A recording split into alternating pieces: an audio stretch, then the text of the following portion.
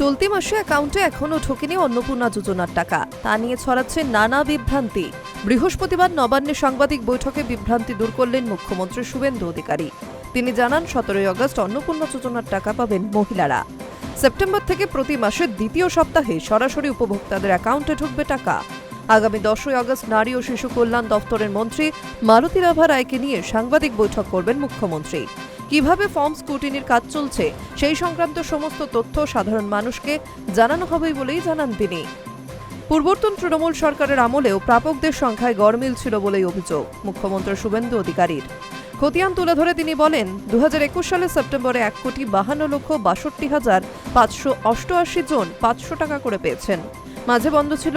2022 সালের এপ্রিল মাসে ফেব্রুয়ারি মার্চের টাকা একসঙ্গে পান। মোট প্রাপক 21,84,631 জন টাকা পেয়েছেন।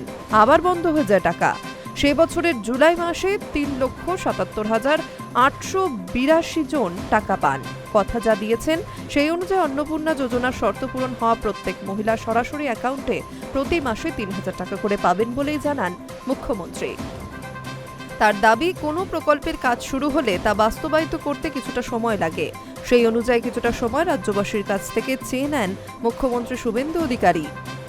বর্তমানে অন্নপূর্ণা ভান্ডারে স্ক্রুটিনির কাজ চলছে। খুব তাড়াতাড়ি প্রত্যেক আবেদনকারী স্ক্রুটিনির কাজ শেষ হয়ে যাবে।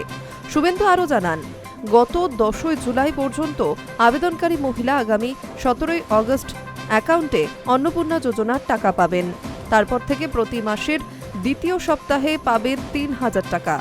কারা কারা বিবেচিত হবেন সেই সংক্রান্ত সমস্ত তথ্য আগামী 10 আগস্টের সাংবাদিক বৈঠকে আরও একবার খোলসা করা হবে। ওই সাংবাদিক বৈঠকে মুখ্যমন্ত্রীর সঙ্গে থাকবেন মন্ত্রী মালতী রাভা রায়। ইতিমধ্যেই অন্নপূর্ণা যোজনা নিয়ে কেউ বিভ্রান্তি ছড়ালে তার বিরুদ্ধে আইনি ব্যবস্থা নেওয়ার হুঁশিয়ারি দেন মুখ্যমন্ত্রী। Hi news network.